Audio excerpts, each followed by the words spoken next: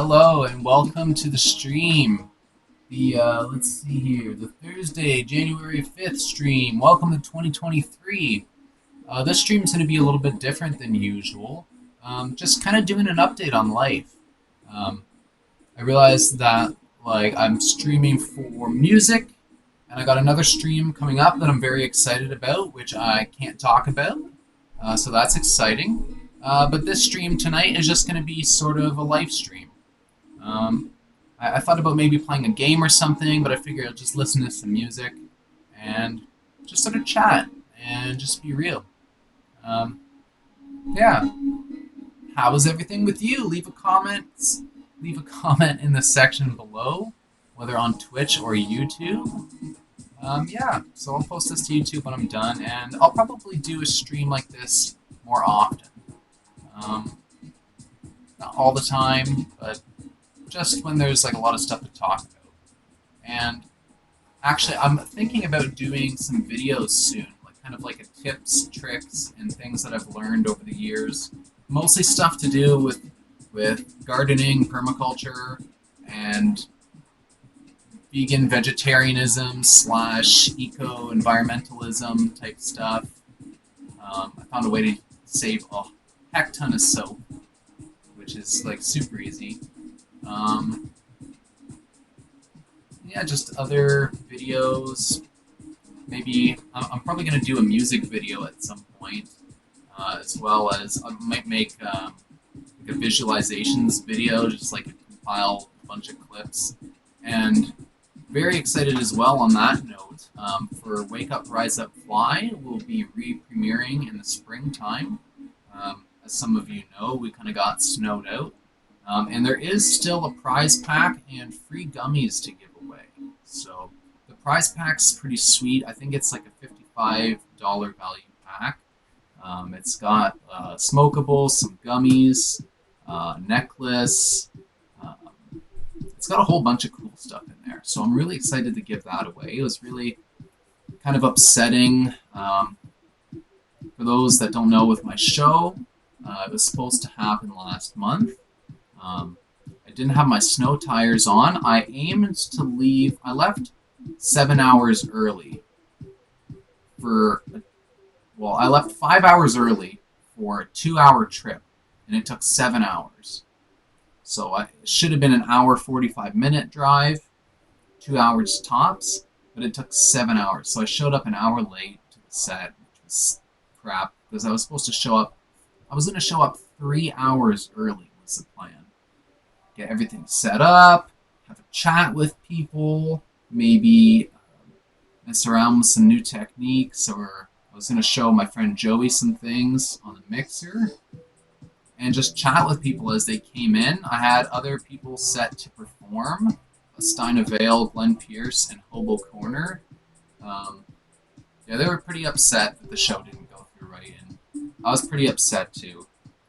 I don't really show it because I don't know, I feel like I do get upset about stuff quite deeply, but it's not the same for me anymore. It's just I haven't found it recreational to feel that way. Like it's not doing anything for me.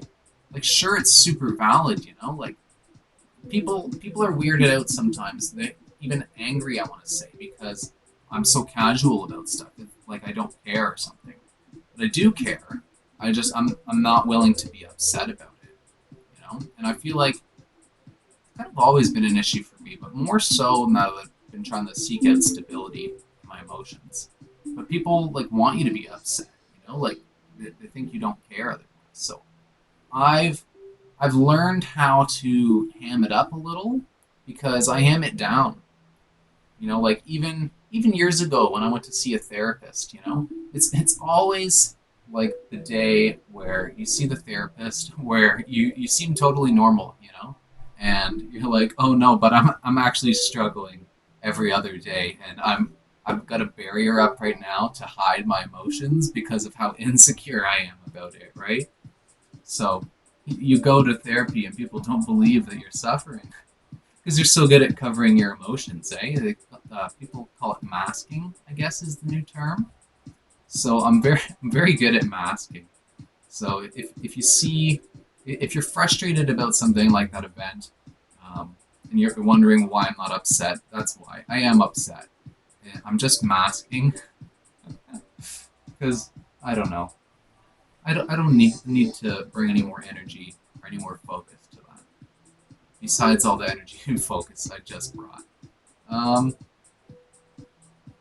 so yeah, so the retake of that show will be coming up in the spring. Super excited.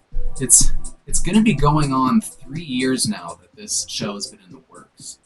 Um, yeah, the first year, as my going away party, I was going to do the show, and then it was sort of just a conflict of interest time. Like there was a birthday party the night before, and everyone was really tired, so um, that one didn't end up going. But that was okay.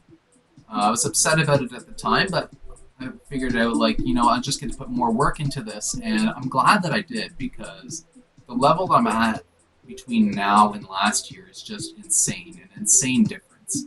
I actually know how to mix pretty well now for a novice, and of course the songs speak for themselves, which is why I'm really excited about being a novice because like I've been so insecure in the past, and a lot of people that I know that are very intellectual are super insecure when they're learning a new skill.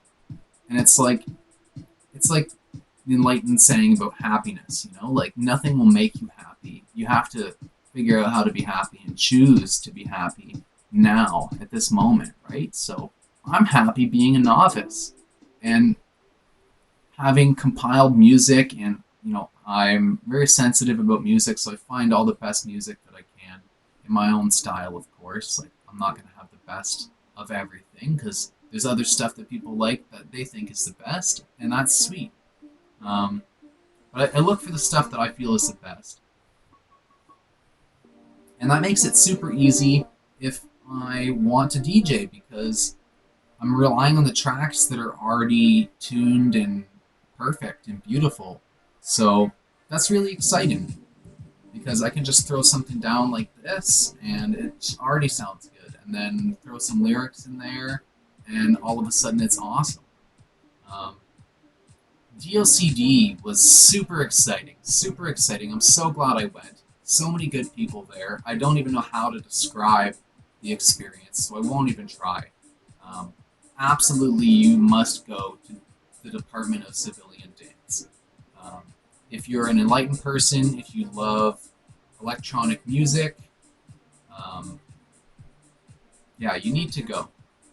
Um, just absolutely blown away by the theatrics, by the visuals, by the spaces, by the energy of the people. And there was not like a single person that made it a bad time for anybody. It was just good all around. So I'm going to take a quick break and go grab a battery for this speaker here. And I'm going to be back.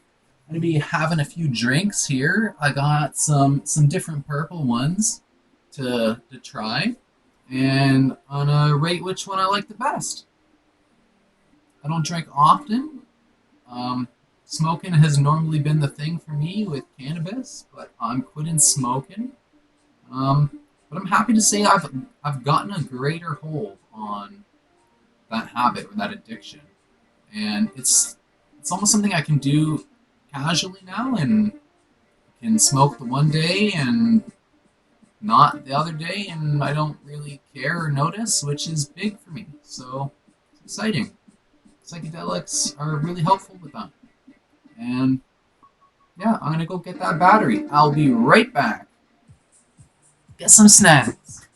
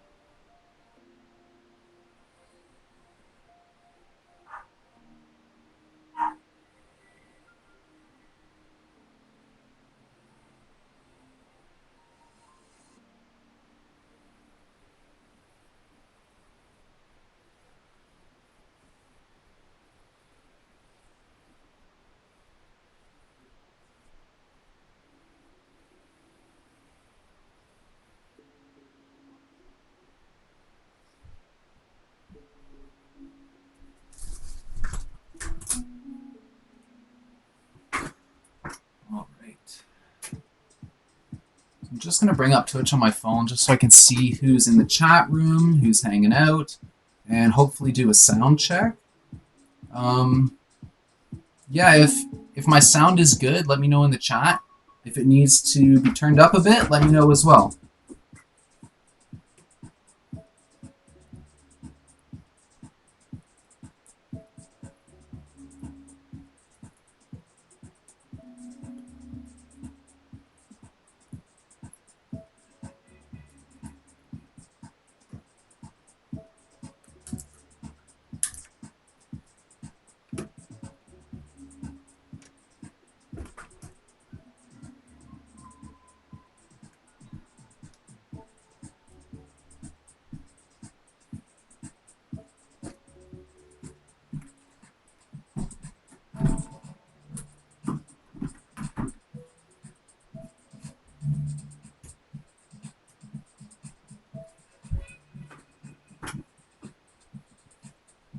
Howdy.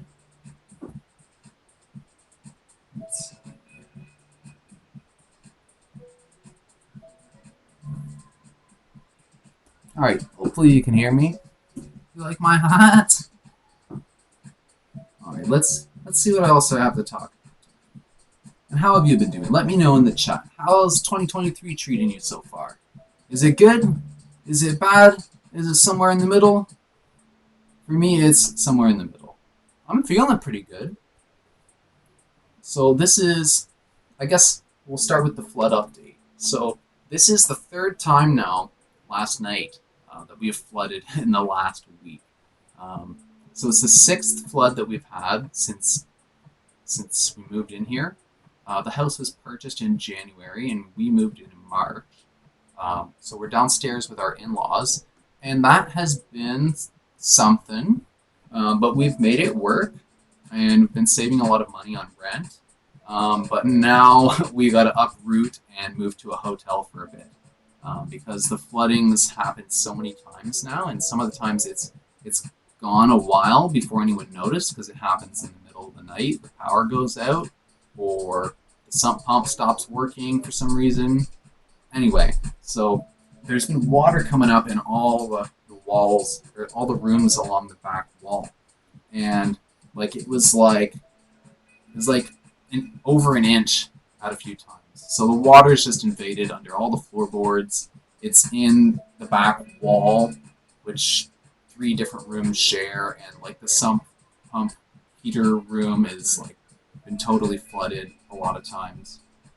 So the insurance company is going to be replacing everything, but it's probably going to take around 2 months. And so we're going to be covered for any furniture or any memorabilia type stuff we lost. I lost some books. My great-grandmother-in-law, they got all soaked.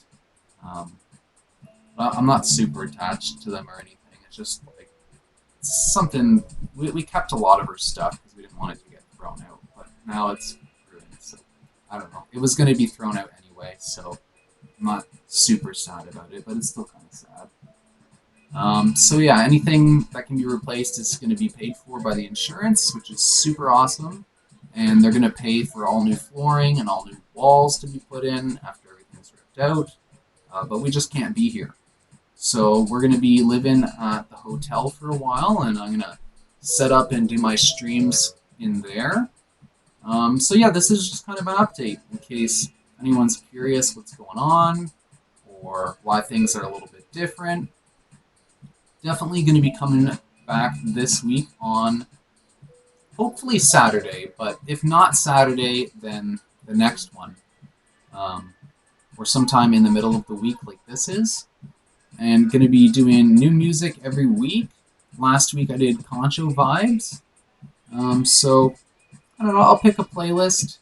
If you want to check out my Spotify, and if there's any playlists in particular that you want to see, just let me know and I'll download them. Of course, we got Taurus Ocean, we got Psychedelic Love, we got Wake Up, Rise Up, Fly, got Mystica Mysteria now, got Conch-ious vibes, got Sentient Psytrance. Going to be coming back in the summertime with Psychic Summer. Yeah, I got I could do more love type stuff. I got lots of chick music. Is that okay to say? Is that offensive? Chick music? I got lots. I got lots. Sure, I got lots because I separated it from all my other music, but I don't want to play a song that talks from a female perspective because I'm not a female. But I got lots of music there. If you're a female and you want to DJ, go check out my Spotify. I got tons. It'll save you a bunch of work because there's a lot of good stuff there. And similar type of thing, all my love type stuff, psychedelic love and otherwise. I got love dance. I got Anyway, I got lots. So go check that out. Pick a playlist and let me know on YouTube or on Twitch playlist that you want me to put up, and I'll download it all and I'll mix it. So let's see.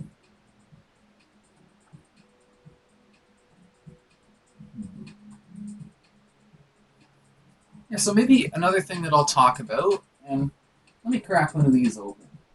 What do we think? The whiskey, the vodka, or the gin? I think I'm going to start with the whiskey. Crown Royal Whiskey and Cola. Sounds not bad.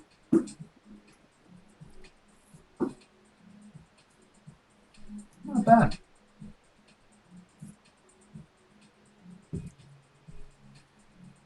Just remember though, not to be a downer, but alcohol does rot your gut. No more than 2 or 3 drinks tops. I don't drink that often, so I'm having 3.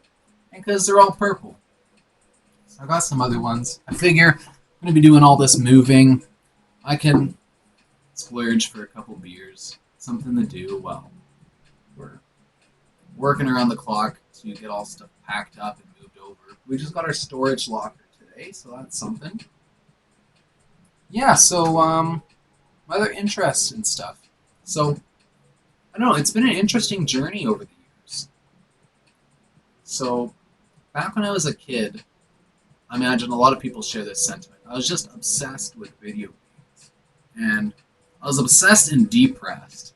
I liked video games, obviously, but like, I wasn't really that happy in most other aspects of my life. I wasn't thinking about it that way because I was a kid. But yeah, the first half of my life, I didn't really have anything in my life that I felt mattered, like skills and interests. I was kind of just coasting along, doing nothing, going nowhere. And I used to want to be a transhumanist. I was all about computers and technology. And I still like computers and technology. And if anything, they have still a really big part of my life. But they're serving me better now. So yeah, music has been an ongoing pursuit, obviously. Been put in a lot of hours in that for the last few years. But also something people might not know about me is I'm really into permaculture, which is basically just like regenerative agriculture. And the way that it's regenerative is that you get perennials. And so they just come back every year. So if you can find stuff in your zone that comes back every year that's a perennial and it produces fruit or seeds or nuts or some sort of food like greens or something, then that is a big step on the way to regenerative agriculture. You can even get perennial spinach. Of course, like hazelnuts and other tree nuts are super great when it comes to permaculture because you don't have to till every year, which means like it's less work that you do, and also you're not disturbing the soil, and there's like millions of microbiota in there, like microorganisms rather, and they're really important to the plants. Something people might not know is that plants don't live off fertilizer. They don't. They don't actually want NPK, nitrogen, potassium, and phosphorus. This is something that was phased in after the World Wars when they had a lot of these as a manufacturing byproduct of making weapons and stuff. So basically, like we're feeding our plants the byproducts of weapons. I know it's crazy. and then we're eating that. So I believe that after years of research, this is one of the main reasons that people have so many autoimmune diseases where they didn't before. It's because of pesticides, it's because of the low quality of nutrients that plants are getting from mostly NPK type fertilizers. And don't get me wrong, if something says NPK and it shows the numbers that it has, that's fine. That's one thing. But you want it from an organic source, and that's non-compromisable. Um, if you're not going organic right now, you need to start thinking about going organic because it's one of the single most important things you can do.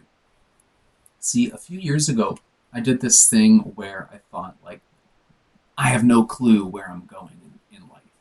I know that I'm passionate about music. I've known that for over 10 years. But music is like a difficult industry to break into. So that could never be my bread and butter, my cash crop career, if you will. So I know that. So I'm happy to put in the work with music until such a time that it takes off. And maybe it'll never take off. I believe it will, but I can't count on that. So I thought, what are the things that are going to be actually valuable to the earth, to me, and to the community at large? And I found this thing called ikigai, which is a Japanese concept, and it's basically a big Venn diagram, like circles with overlapping parts. And so it measures it's like an activity to learn more about yourself as it relates to what you do for a living and a career. There's different levels, right? You got a job, you got an occupation, you got a career, and you got a profession, right? Now, I don't know specifically how exactly that relates to the Ikigai, but you can find pictures. You go on Google Images, you can find it. I'm sure you can find a blog about it. It's a really helpful tool, and if you want to improve your life this year, you must go find the Ikigai and measure yourself against it. The more you know about yourself, know thyself, the more power you have over your life. You know, people are all obsessed with this law of attraction thing. The law of attraction, you think what you want in your life and it comes to you. Now, that's partly true. But the thing is, law of attraction is only one of 12 hermetic principles, of which there's even more esoteric principles, which relate to the nature of life. And it's only one of 12 of the hermetic ones. So it's not a wishful thinking kind of thing. That's what people think it is. They think, I want to win the lottery. I want to win the lottery, and then they win.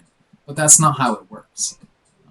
Really, what the law of attraction is the law of magnetism. See, it's not really attraction, it's magnetism, which is kind of the same thing. But when you look at it as magnetism, you think about how magnetism actually works. You tune yourself to a certain frequency, to a certain attraction, to a certain thing, and you pull it towards you, but you're also pulled towards it. So how the law of attraction really works is you have to know what you want to attract. And the way magic works is that you have to have something that has a strong emotional impression to get the energy that the magic is fueled off of. So in order to attract what you want, you have to figure out what you want. And in order to actually attract it, you have to figure out what you want more than anything, what you actually need, what your soul's calling for. And Ikigai is really useful for that. And there's a lot of other stuff that's useful for that too. But in terms of career, Ikigai is the top. And so I did that a while ago, and I thought I divided it another way. What was stuff that I thought was useful for me in my life? What was useful for the world, for the environment and nature, and for the rest of society? And what would be useful in my immediate community where I can work and have a career? So I went through all these things, and the things that I came up with, one was obviously music, because music carries a message, and it's a transformative thing where it's good for your mental health. I found it really transformative. And then there was other things like communication, writing. That was a thing, because if you can't communicate, Like, there's no job you have, really, that you don't need to communicate. So that's an important thing. Good to brush up on. And then there's also fitness and health, which I took a course for a few years ago. Um, that's really important. If you're going fast at your goals, chances are you're going to neglect your health and you're going to neglect your fitness. And like, where do you think your energy comes from? It doesn't all come from food. Sure, if you're talking about root chakra down at the base level, energy comes from food. But then, what about when you're inspired? Does that come from food? No. It comes from your sacral chakra a lot of times. Creativity comes from there. You don't get creativity from food. It's a type of energy, but it doesn't come from food.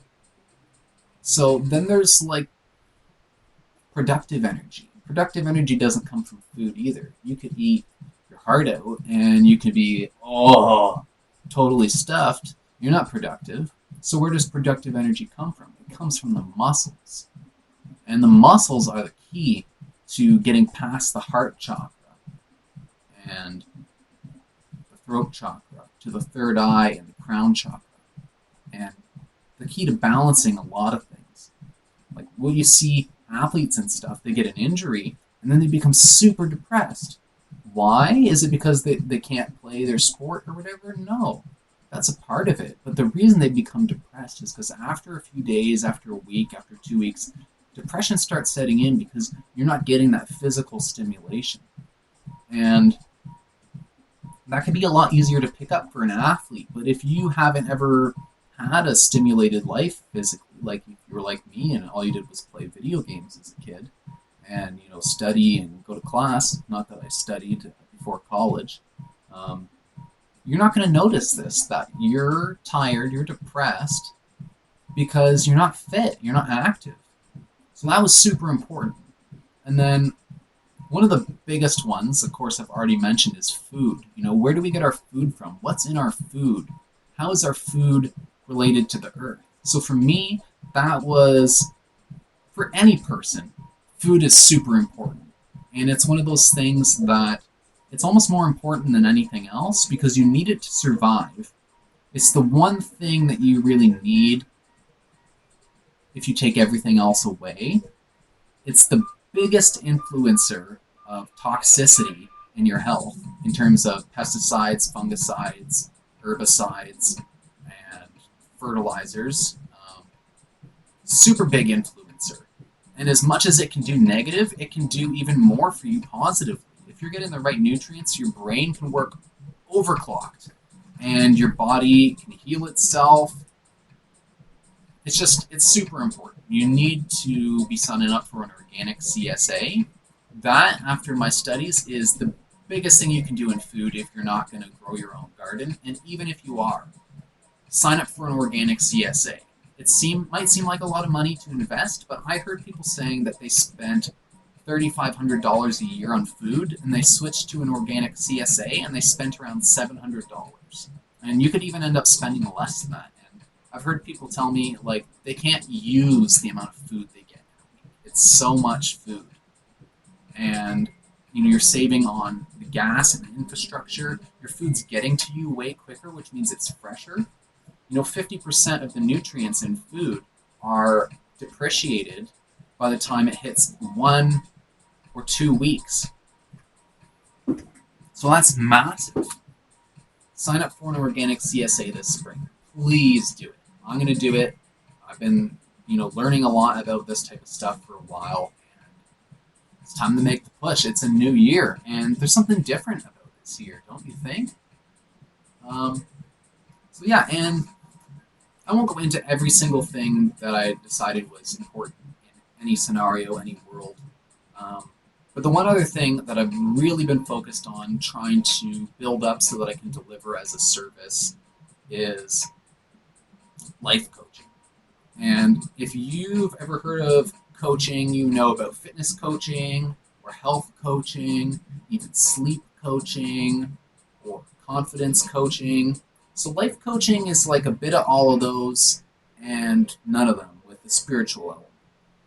And that's to say that anything that you want to change in your life, whether it's, your fitness, your health, your personality, your goals, the completion of your goals. You want to be happier. You want to be less depressed. You want to work on your stress. You want to work on your anger, some fault. You want to help other people. You want to get better at your business. You want to get better at music. You want to do anything in your life that you want to improve. Ask yourself this: if the experts in that field could help me right now, how much faster would it take till I could become good at those things? If you wanted to play basketball, how much better and quicker are you going to be at basketball if you got Kobe Bryant teaching? Obviously a lot better. So what I aim to do is create a network, and I'm going to have to go out and talk to a lot of people in a lot of different fields that normally don't communicate.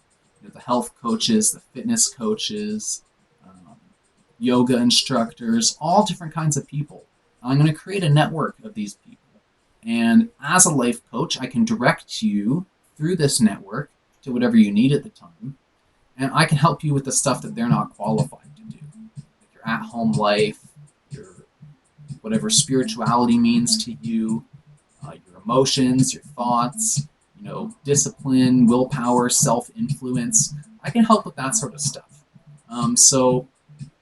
And what is my qualifications? Well, I mentioned I spent half my life depressed and anxious and stressed and not really going anywhere or doing anything. And after some really life-changing experiences, I somehow learned to put in the work and to stay dedicated and to just learn and do and reframe and refocus and reimagine. And it's been about 7 years now since then, and my life is just totally different. Even now with my house flooding 3 times in a week, and we have to move out and pack all our stuff, and the power goes off at midnight when I'm trying to sleep and I have to work at a crappy job I don't like in the morning. I'm still able to do all this stuff and not burn out and not get upset. And when I do get upset, it's I feel it and I work through it, and I don't direct that frustration at other people as much anymore. I feel like we're always going to inherit little habits, and frustration is a habit. It's so easy to get frustrated, but you learn, and the more conscious you become, on one side you're realizing oh crap, I don't want to be this way, and this is so frustrating how frustrated I am. And then on another side, you the more you have to deal with it, right, the more you start to adjust to it, you start to realize it as a pattern, and you start to get upset by that pattern and really start actively thinking how you're going to change it. And then eventually stuff works, and then you're not as frustrated anymore. And then you can deal with stuff that you couldn't deal with before. And then you start to get ahead on stuff. And then when something comes into your life that's just inherently frustrating, you can find the silver linings, you can keep a cool head about you, and you can deal with it. If something's already frustrating, why do I want to add stress and panic and frustration and anger and bitterness and sadness and all these wild emotions? Is that really going to help me deal with it? Well, I've decided that it wasn't. So that's something that I've changed about myself. And there's all kinds of stuff that you can change. And in terms of me as experiences as a life coach, I have helped a good amount of people over the years. I'm happy to say that, I wouldn't want to say it if it weren't true, and it is true. And I've been helped by a lot of people over the years when it comes to skills, but in some ways when it comes to spiritual stuff too. Mostly peers spiritually, and books and videos and experiences. Yeah, though there's been a lot of people I've supported over the years, and it's really nice to get messages back from those people thank you so much, I don't know where I'd be without you, or I just want to know that me being around made life easier for people, and I want to see people succeed. You know, that would make me really happy. So one of the services I'm offering as a life coach is called compassionate listening. So basically, you go to a therapist for a very similar thing, right? Except a therapist has their own angle. With a therapist, you go in to psychotherapist because you're a psycho, right? Right? So you go into a psychotherapist, talk therapist, and they treat you like a psycho, whether they're a good person or not, because that's kind of their job. And their job is to diagnose you and prescribe you something. Because depending on the framework they're working with, you know, anything other than pharmaceuticals, electroshock, or talk therapy is seen as pseudoscience still. And that, to me, is insane. That's the true insanity. Um, so even if you have a really good therapist, like I did at one point, there's only so much they can really do for you. They can talk to you, they can listen to you, they can maybe provide some offhand advice, but they don't really want to give too much advice either because they're held accountable to that. That's their professional opinion, and they can get in trouble if they recommend you to do something that doesn't work out for you or is not in the curriculum of what they're paid to do. So oftentimes people go, they get a diagnosis, they get a prescription, and then maybe it helps them for a while, and then I don't know, like maybe you feel soulless or emotionless, or you miss your energy. There's a lot of stuff that can happen. So the difference between me and a psychotherapist as a compassionate listener, a field that I seem to have had to invent, is I'll listen to your problems. I'll listen to your goals. I'll listen to whatever you want me to listen to. You can read a story to me if you want, but I'm looking for your story. And I've got this saying that 90% of our problems we already have the solutions to, and all we needed was someone to run it by. Kind of crazy. I've really found this to be true, is that you spend more time with you than anyone. You spend more time with you than your therapist, than you spend with me. You spend more time with you than with your boss. You spend more time with you than your partner. So who knows you better than you? Who knows how to solve your problems better than you? Right? You think that would make my life hard as a life coach, because if people can solve their own problems, then what do they need me for? But I'm not looking to, to stick around to the extent that you have to come back and see me all the time. If you need to come see me once and that helps you, awesome. You can give me a referral, that would help me. I don't need to, suckle you at my career and keep bleeding you over the years to be happy about what I'm doing for a living or to make a living. I'm happy enough just working a crappy part-time job to pay for my ability to do this type of stuff. Whether it's my music, gardening, or being a life coach. I don't need to succeed right away. I don't need to make money off people. So I'm going to be offering a lot of services that are either at a 50% discount or free, or pay after the session if you felt that it was of a benefit to you.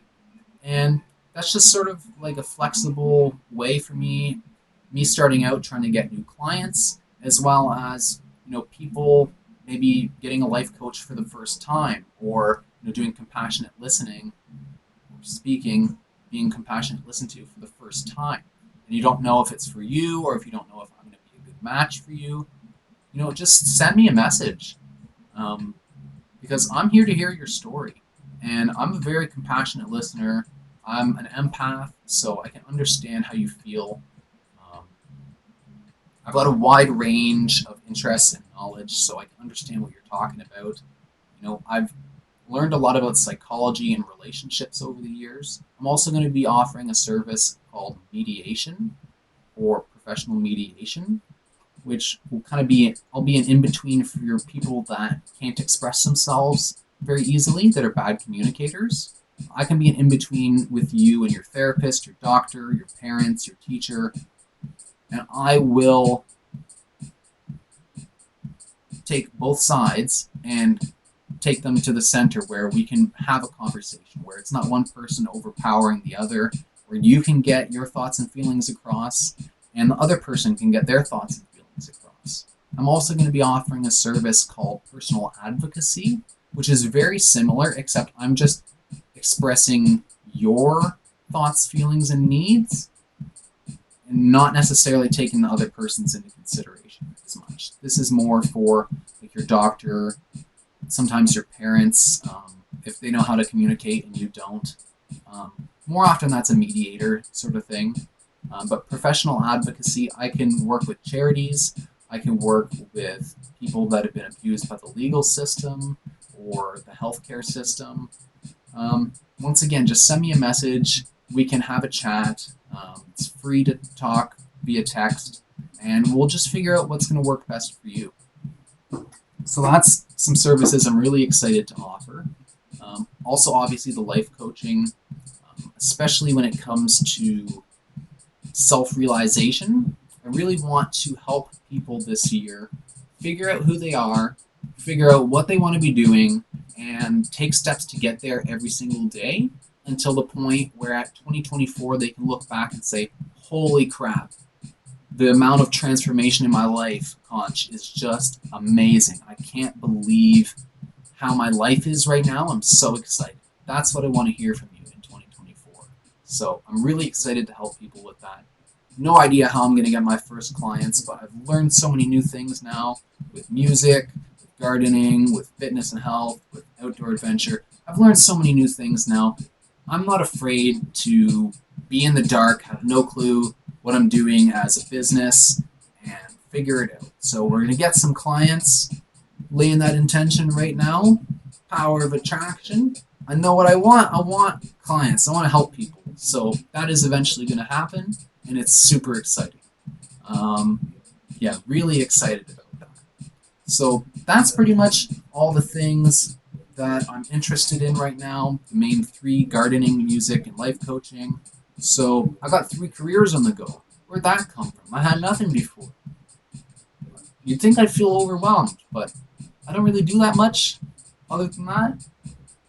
So, like, that's a lot of stuff to do, but I don't watch TV. I've been playing some video games lately, but probably just like a passing phase. Even if not, I don't hold stuff against myself. I used to hate playing video games, like I'm just wasting my life.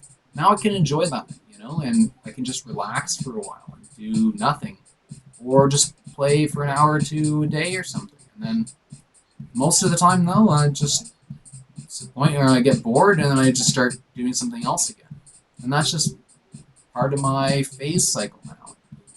It's cool. So I'm not overloaded. I'm not worried about doing 3 streams and making videos and stuff. I'm excited about it. There's a lot of streamers that post every single day, so if they can do that, then I'm not really worried. So, I want to give a shout out to Joey Beavis. So excited about your sound system, man. Joey's just got a new tractor, I want to say S5. Yeah, tractor S5, I think. The turntables on it. Mine doesn't have turntables, so that's exciting. Hoping it's a 4-channel mixer. I'm pretty sure it is. Because you need to have 4 channels. It's so useful, like when you want to get the next songs ready. That way you can, you can just do so much more. So I'm excited for that. He got some new Yorkville speakers, which I'm super jealous of. Yorkville is like the clearest sound there is. I've tested them.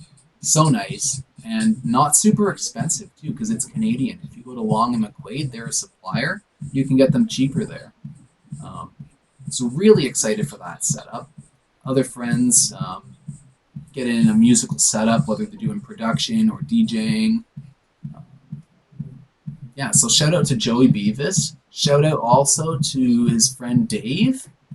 Dave, you're a fucking legend, man. I love you, my friend. Barely know you at all, but DOCD was awesome. So many good talks, and you were a good DJ, man. Like, obviously you know that by now of the stuff that we talked about, like getting some appreciation from people above you, and like you're a good DJ, man, and I'm a novice, but I know a good DJ because I'm one in the making. And you, my friend, know what the heck you're doing. Sounding good. At my last show, it got snowed out. I came for the last like hour or so, and I caught like I don't know how much a Dave I caught, but at least like 20, 30 minutes, and it was rocking. So go see Dave, Dave Illegal, if you can find him on Instagram.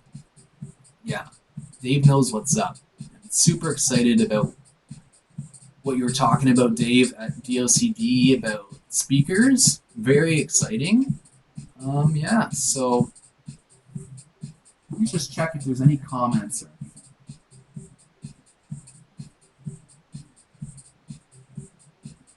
Shout out as well to my parents, both in-laws, step-parents, normal parents, and just my entire support system.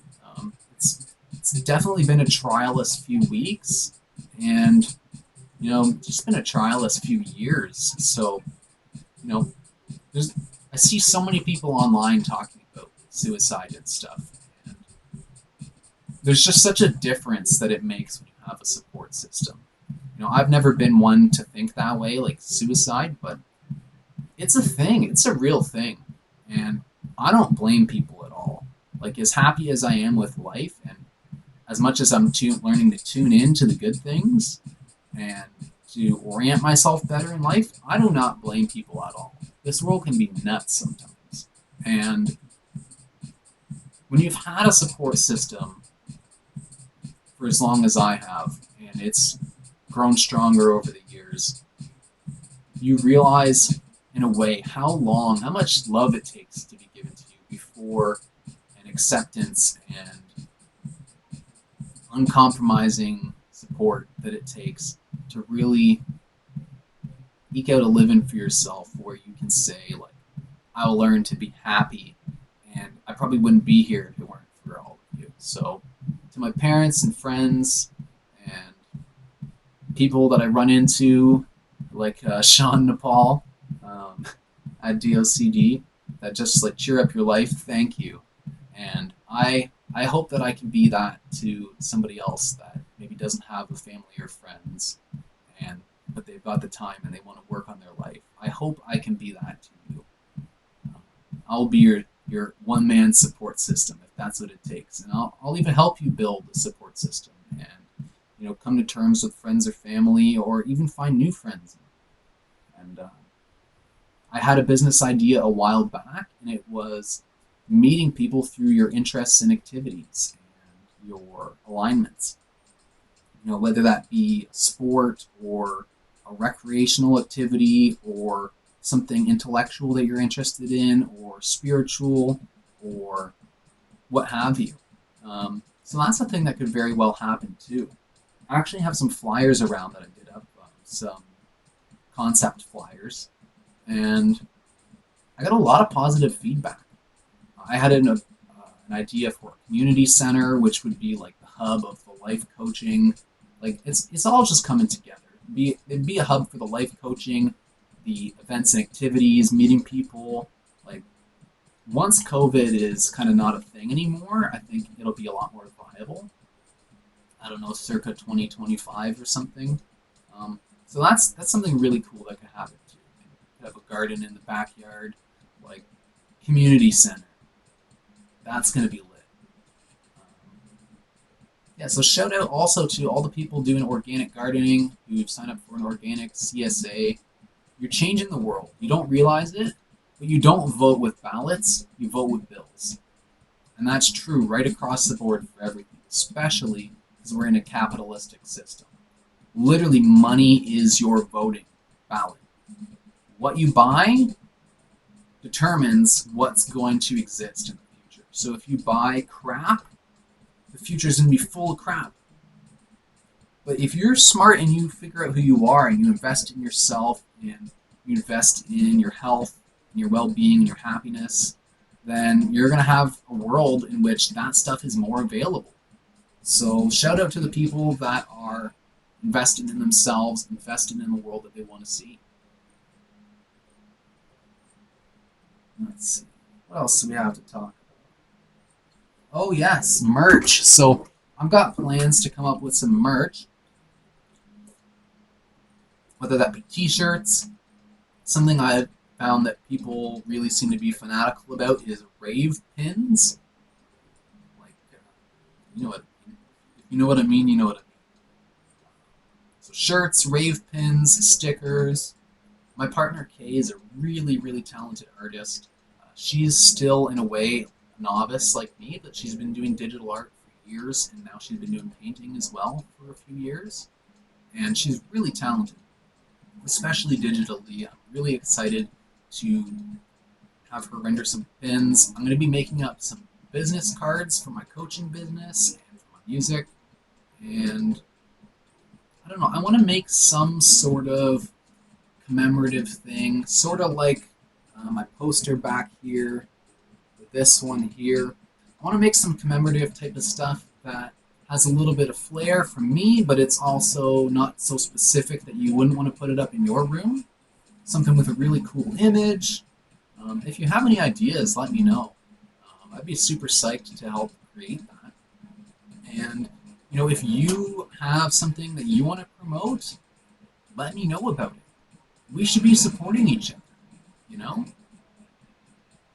like yeah, we just should just be supporting each other because a purchase back and forth here or there might just seem like a little financial monetary transaction, but it's promotional too when we support each other. I could give you $10 and you could give me $10, and if that $10 goes to our merch, we just created one more piece of it that exists that's self-promoting, and maybe you'll sell another piece of merch. Um, as a musician, you have to think about this stuff because it's not every day that someone comes up and hands you $1,000 gig or something. If I want a gig, I have to make my own gig, and if I want to make money at the gig, people don't seem to want to come to a gig if there's a cover charge.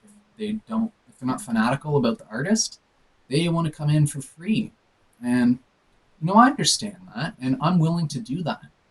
But you can't make money that way. It's not sustainable. So what do? You offer other stuff once they're there. You can get some merch, not just to support me because you like it. If it's not at a bar or something, I can offer drinks and beverages, snacks and stuff. Or I got paintings to sell. I've got necklaces to sell. There's some really cool stuff. Please message me if you want to check that out. Um, I got really cool ones, and I will even discount them if you really want them that bad. What else? What else are we cooking? I don't know. That's a question for you, I guess. Is what kind of merch do you want to see? Do you want to see a toque or a peak hat? Do you want to see some sort of rave gear, whether that's a sweater or pants or a t-shirt or masks or whatever? Like, what do you want to see? Because I'll make it. And yeah, if you have any questions about your own merch, ask me. I'm an open book. Like, so many people don't act like they have the time for each other, and I'm literally going in a career to listen to people. So like, I've got the time. So if you want to run something by me, run it by because I will give you my full undivided attention as much as you want. It's crazy to say, but I've got nothing better to do. I could be trolling the internet looking at posts right now. I don't think that'd make me any happier. Although I do find a lot of good stuff, mostly on Instagram lately. Been finding so much good stuff, and a lot on Facebook too. Despite those both in their ways being toxic platforms, and wanting to move off onto more off the grid type platforms, still there's so much good stuff happening. It's a good place to be if you want to interact with people in the fourth dimension, so to say, somewhere between reality and their dreams. It's a good place to be. There's a lot of good content.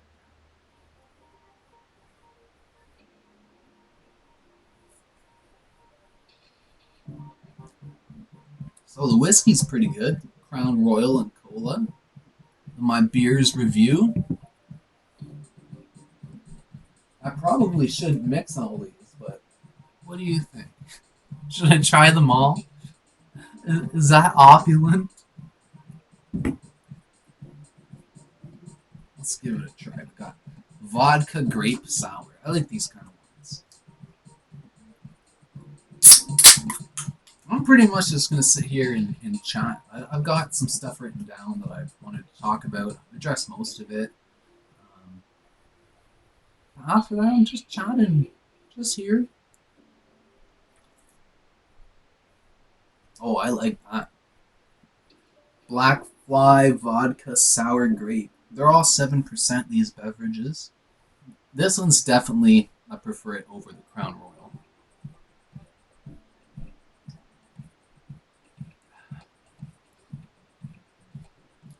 Yeah, if I was feeling whiskey, that's a good drink for whiskey, especially like pre-made in a can. It's like they're all like $3 or something. These things, so compared to a drink at the bar, yeah, it's pretty good. Like this Black Fly thing is sweet though.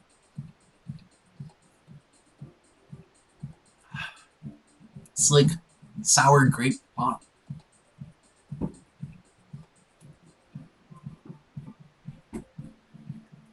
What do we got here? Founders Original Blackberry Gin Bramble. It's a nice can. Reminds me of like a lot of like craft beverages. They're all gonna go flat on me, but gotta have the taste comparison. I'm gonna drink alcohol once in a while. Why go with the same thing every time? I get something different every time. When I go to a bar, I say surprise me, and they're very surprised when I say that. Like, I never had to think before. I'm at work, man. What do you want? Here's a lemonade. I don't know.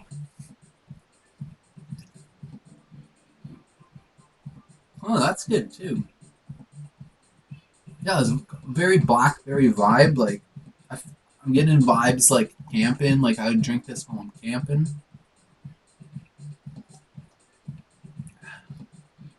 Yeah, not bad.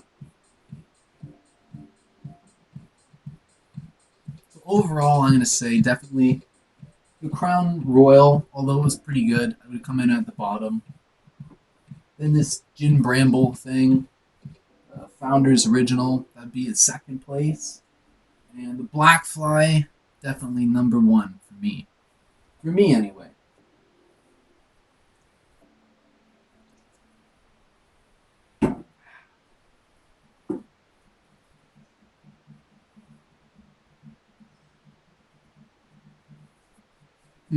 So, should I talk about it? All right, I'll talk about it. So I've got a stream coming up. It is, all right, I talk about it already. It's a controversial stream. So, and not to cause, you know, speculation on any particular streamers, but because I know there is speculation on them right now. Like, I don't know, just forget what you know. I don't take anyone's word for their word. Um, so there's people that I've seen online that say some really interesting things. And there's people that say some really misguided or offensive things. And there's people that say a little bit of both. And there's people that say some and it's taken as both. For example, Joe Rogan. You know, a lot of controversy over Joe Rogan right now. He's just doing his own thing. You know, he's opinionated. A lot of controversy over Kanye West. You know, people have, I don't know, celebrities are in deep. You know, so there's stuff that they're aware of that we're not aware of. And there's stuff that they're potentially brainwashed with that we're not involved with, you know? And like, someone like Joe Rogan meets so many interesting people, and that's super cool. You just get to, like, how cool is that? You're like, what do I want to learn this week? Who's a good expert in that? Oh, I want to talk to Jordan Peterson. There's another one that's controversial. Jordan Peterson right now is being forced to take a $200 an hour course to recertify himself in media friendliness because as a professor at the university that he works at, I believe University of Toronto, some of the stuff that he said is outspoken opinions. The His school is quite like. Normally, I would have called this progressive, but it's like anti-progressive. Normally, I would have called it like conservative, but it's like anti-conservative. What is called these days as liberal, um, in which I'm a supporter of, persons of color, people on the gender spectrum. Live your life. You're equally as relevant and as needed as anybody else. Um, but there's so much unnecessary stigma that's created, and people being hurt over stuff that they really shouldn't be. And even when people maybe should be hurt by stuff, is that we're coming into this weird age of like censorship where we're unwilling to tolerate stuff. And it's to the point that like if you can get a few people to say something's intolerable, then it won't be allowed to be shown anymore. Um, but there's a weird agenda with this because if I said, politics and media is intolerable, look how much they've lied throughout the course of history, you're not going to see that get censored. But stuff that kind of runs counter to that is getting censored all over the place. Um, so my show, it's not going to be quite like Joe Rogan. It's going to be me and another person, another very wise person who I've been friends with for many years, who has some very interesting opinions on stuff, and someone that is willing to let their opinions slide in the lieu of new knowledge. This is a person that is very well researched, that spends most of their life researching stuff and trying to find the truth, regardless of whether it's what they thought it was or not. So I'm really excited to be working with this person. I've wanted to for a lot of years, and stuff just, the stars haven't aligned. But the stream is going to be coming very soon, and we're really excited about it. We're going to talk about some really interesting stuff. I'll plug my computer in there. My battery's going to die. Yeah, so it's going to be like controversial talks. We're both really good at playing devil's advocate, so we're just going to pick stuff that's either really trending or stuff that, has a high level of importance or emotional influence or general influence. We're going to pick a variety of topics, a different topic every week, and we're going to discuss from all angles. So, we're going to have for, against, and somewhere in the middle and totally outside of all of them. And like I said, we're really good at playing devil's advocate, both of us. So no matter which one of us is on a particular side, the other one can take the other side and say, well, what about this? What about that? But neither of us really care what the end realization is. We just want the truth. And the truth can change, for sure. But the truth is, and that word gets thrown around a lot. The truth to me is worth more when it doesn't matter to you what it is. You want it. You're willing to accept it no matter what it is. And we're both willing to do that. So I'm really excited for that. Our first stream is gonna probably, so we were gonna do it on veganism, vegetarianism versus omnivorism, carnivorism. And that is like a supercharged debate, obviously.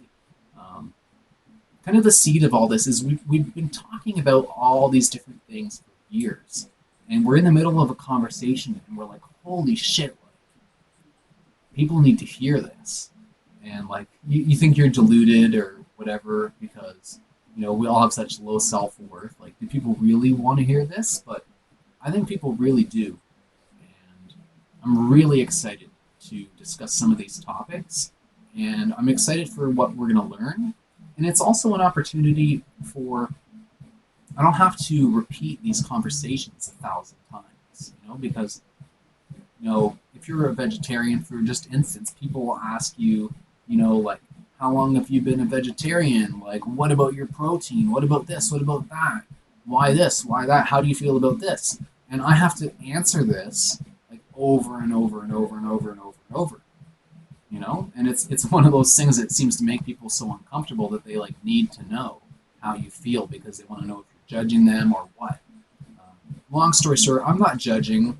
The world has been eating meat forever, and from all that I've researched, a little pre-op to this video is that a little bit of meat is okay for you, and it's kind of hard, especially if you're in a cold climate like we are, to get all your nutrients without a little bit.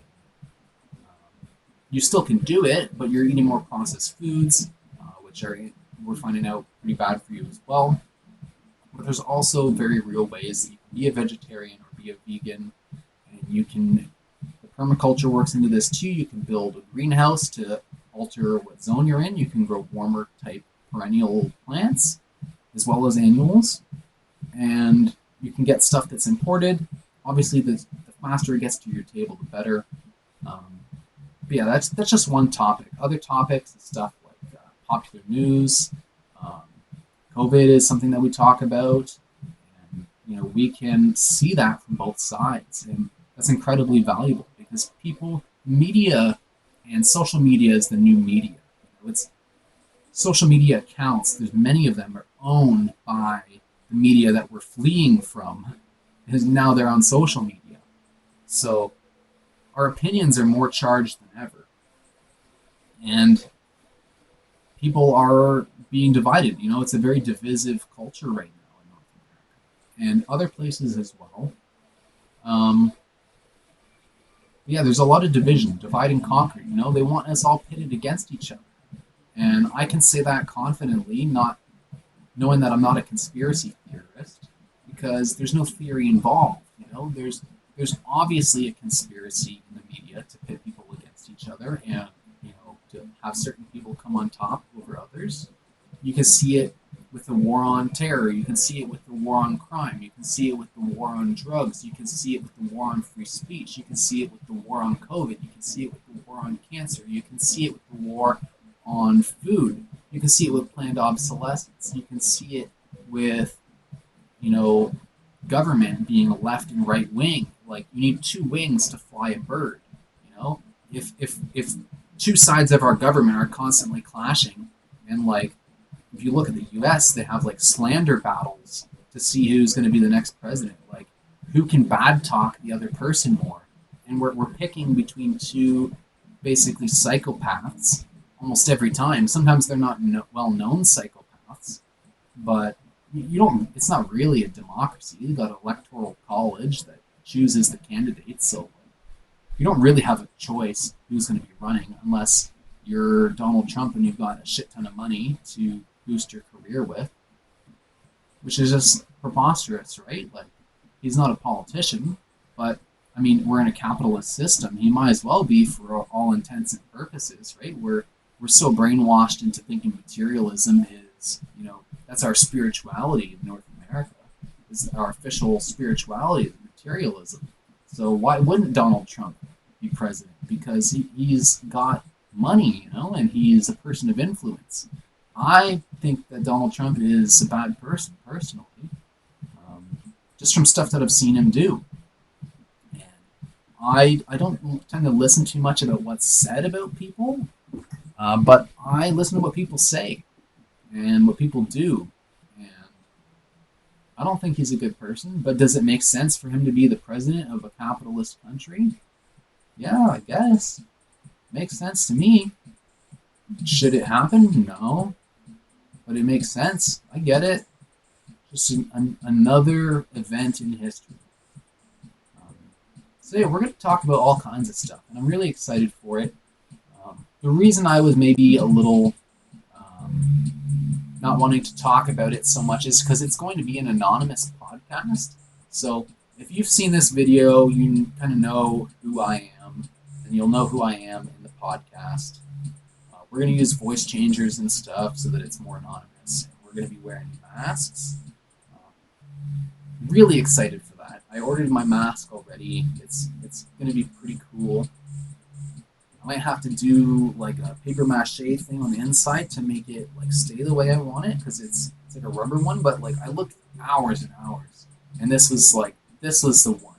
So excited about that. And yeah, we're going to talk about all kinds of stuff. The format is going to be we're pulling topics out of a hat, and we have no preparation. Just what we've learned over the years through constantly researching stuff. We pull a topic out of the hat. We start the stream. We pull the topic. We speak about the topic. We're going to have a text-to-speech type thing where you can pay like $5 to interject an opinion or a statement or a question, and it'll read it out loud, and we'll sit there and listen to it, and then we'll talk about it. So you can be involved in the stream and the podcast, and that's going to be really cool. And we're going to have a Patreon and all that type of stuff. It is going to be controversial topics, which I'm sure that will get banned at some point. So we'll probably be moving to a platform like Rumble or something else. We'll be using multi-streaming software to go to multiple locations so that we can pick up people from YouTube and Twitch and wherever and bring them home. Home being, the place where you can speak freely. As a compassionate listener, having conversations like this becomes a lot easier because I'm not so caught up on what I think and feel. I just want to hear you out, So even when I have a conversation about political stuff on the street, I can hear someone say, Donald Trump is the best thing that's happened to America. And I think that's ridiculous. But I'll give the person space to say that, and I'll ask why, and I'll let them explain it. And, I'm not going to devalue what you believe, even if I don't believe it. Like, maybe you've seen stuff that I haven't. I don't know. Does it mean that I'm going to believe that now because you said it and I gave you the space to? Not necessarily. But I'm not going to disrespect you. And I think that's going to be a really powerful skill in this new podcast, this new stream, because there's a lot of topics that people don't want to discuss, and they automatically think you're an idiot for even believing it. But something like COVID, for instance, a year or two ago, people would think you're an absolute idiot for not trusting in vaccines and, for talking about, the scenario for the future development of technologies by the Rockefeller Foundation. I believe it's the Rockefeller Foundation, and the plan for COVID and for a pandemic that's manufactured, that's used to change the world. We've seen the war on terror, the war on drugs, the war on crime, the war on this, and the war on that. Now the war on disease, And I think we're more diseased than ever. Like, if you take COVID out of the equation, we're still more diseased than ever. We're not healthy because of what we're eating, because of what's in our environment, because of the stress and strain that we're carrying around from our society. Your immune system, your lifestyle is the number one thing that you can do for your health when it comes to disease, when it comes to infection, when it comes to health and wellness in general. So why are we so vulnerable to something like COVID is because we're all unhealthy as heck. We're living a fake life in a fake society that's just constantly pumping us full of garbage. Like, no wonder we're getting sick. COVID excluded. But COVID included, there's been so much crazy stuff that I've read on both sides, and more often than not, stuff on the side of, we should all drop everything for COVID and it's going to kill us all. So much of that doesn't add up and has been taken back by people that have said it. People that have said stuff have been, fired and persecuted. Pfizer has been sued more money than any other company in the world. Just think about that for a minute. So I've done a lot of research on that, and I've done a lot of research on a lot of things. I am a mind that is a sponge, and I want to know stuff because knowledge is power. So whatever the conversation is, we turn on the stream, we pull it out of a hat, we think for a sec, and we are going to talk about it. And we're going to get some serious conversations going. And it's not going to be super serious, though. It's going to be, I don't want to say it's going to be light and airy, because it's not necessarily going to be that. But it's going to be chill, it's going to be fun, it's going to be relaxed, and I'm looking forward to it. And it's a good opportunity if you want to show someone why you think this thing in particular. Maybe we talk about it in our podcast, and you can send them the link and say, like, this is why I think that. Look at these guys, they talked about this, and look at all the stuff that they referenced. And then, like, yeah, it makes a lot of sense, doesn't it? Or, oh, it doesn't make a lot of sense, eh? So I'm looking forward to that. And if you want to contribute a topic, there's going to be a few ways to get involved in this stream. One of those ways is sending in a topic. We're not going to take every topic just because, like, I don't want to talk about, what's the best Barbie doll produced in 2018. Like, I don't care about that. It's going to be magic only. Stuff that has a high emotional impression, has a big influence on your life, or something like that, stuff that affects you, your community, and the world. Stuff that's important.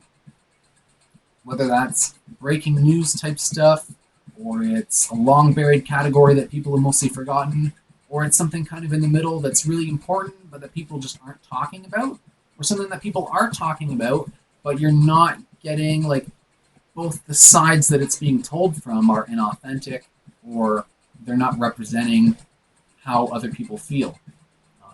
So I'm really excited about that. I'm not going to tell you exactly what the name of the stream is going to be, but if you know me and you ask me, I'll share it to you. I just do want to protect the anonymity a bit. It's going to be broadcasted on a different channel. And there are people out there that aren't going to like what we have to say. Because we're not looking to be unedited, progressive, conservative. Like, we're not for everybody, but we're going to try to make it so that anybody could listen and not be offended necessarily, because we mean no offense. We really don't. And there's certain stuff that just needs to be talked about, and there's certain conversations that just aren't being had. And me and my friend, my partner in this stream, we are very caring people. And we care about the world, and we care about individuals, and we care about the communities, and we care about the topics.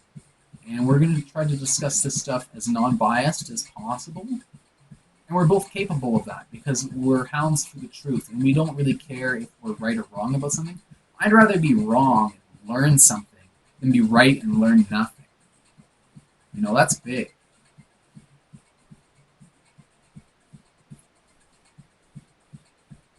I'm very excited for that. I'm going to have sort of like a forest spirit kind of mask. It's super cool. I'm really excited. We'll probably come out with merch for that too. But right now we're just getting started. We've committed. We're doing 300 episodes. And if at 300 episodes we don't have any traction, we'll say, okay, maybe we weren't onto something. But Gary Vaynerchuk, author of WineLibrary.com, very well-known motivational speaker, he says, don't expect to succeed before 200 episodes because it's consistency. You learn more as you go along. People become interested, and there's this wealth of videos that people can go back and look at. So we're committed to 300 videos. I have no clue what we're going to talk about in 300 videos. We might revisit certain topics if people feel that not everything was talked about. But we're going to go as long as possible doing authentic new stuff and stuff that's not talked about, interesting categories, and then breaking news, current events type stuff. Not everybody has the time to learn about all this stuff, especially current events. And, information emerges over time, but me and my partner here are very perceptive, intuitive people.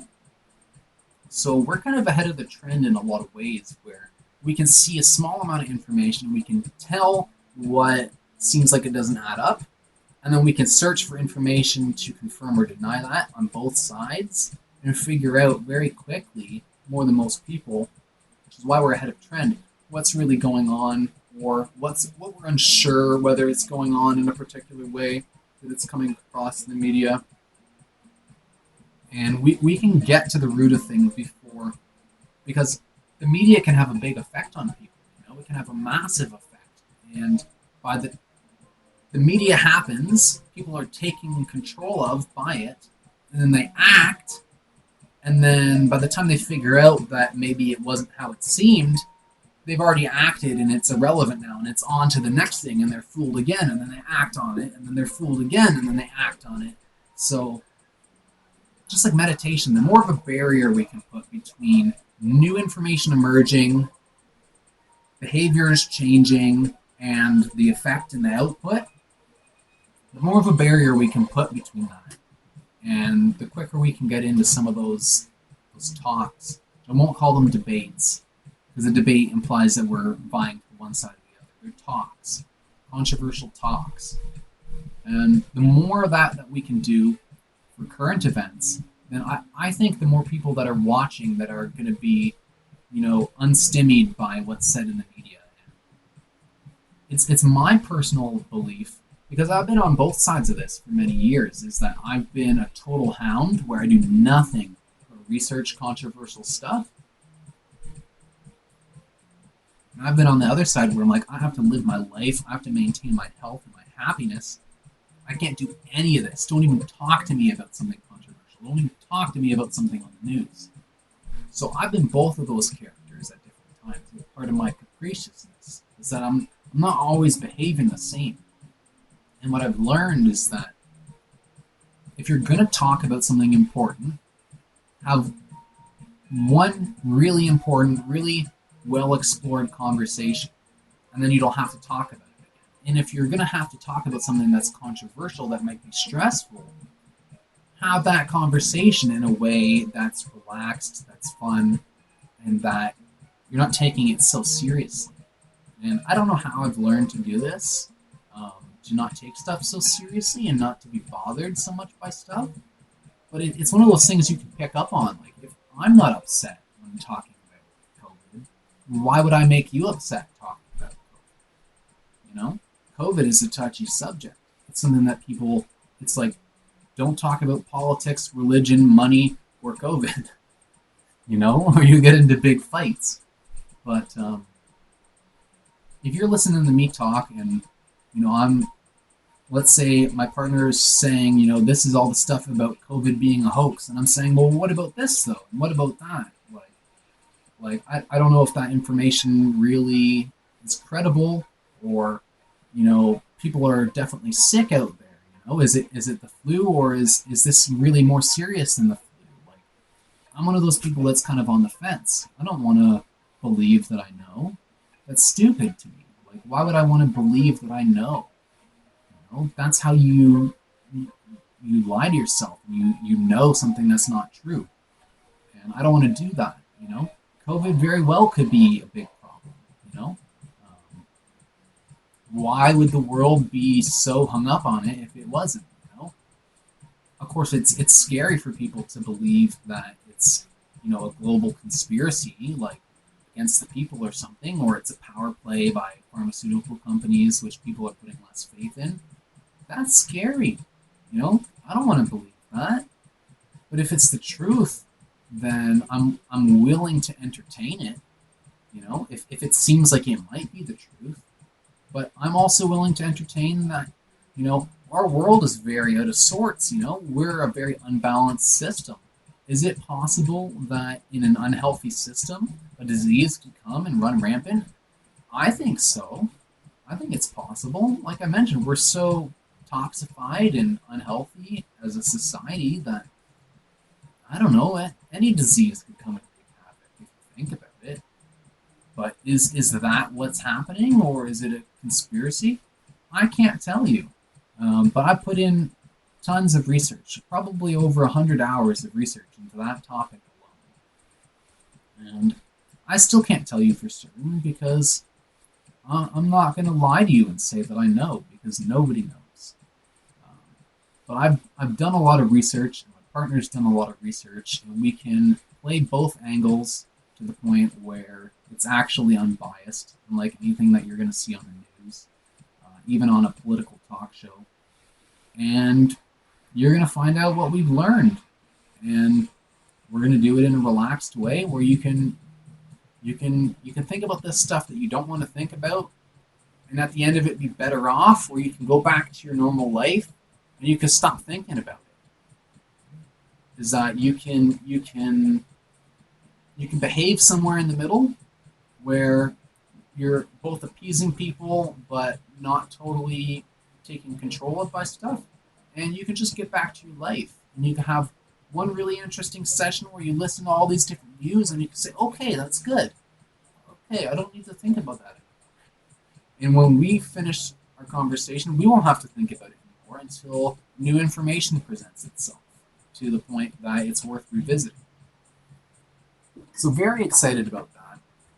I'm also going to be doing some videos, as I mentioned, on eco strategies and environmentally friendly stuff. I've learned a lot over the years. We decided to cut back on plastic a few years ago, and it's actually pretty hard to do.